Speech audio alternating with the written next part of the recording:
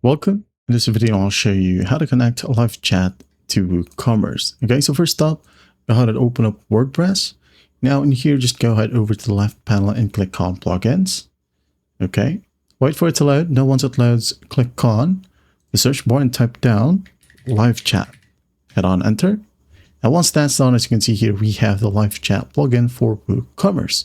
So what you'll do is just click on it and do make sure that you have the upgraded version of WordPress. Okay, so in here, just click on activate and follow simple prompts. After that, you'll be able to see LiveChat plugin for WooCommerce right here. Just basically click on it, and then if it asks you to log in with your LiveChat account, just go ahead and log in. If not, sometimes it's automatic. It will just redirect you back to the LiveChat homepage. Okay, or right under here, under your apps section. Okay, in here.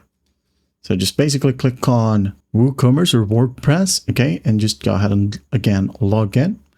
And then once done, you can now go ahead and customize the chat widget to match your branding, configure AI chatbots, and set your preferences. And by the way, the chat widget will automatically be set up and appear on your WordPress website.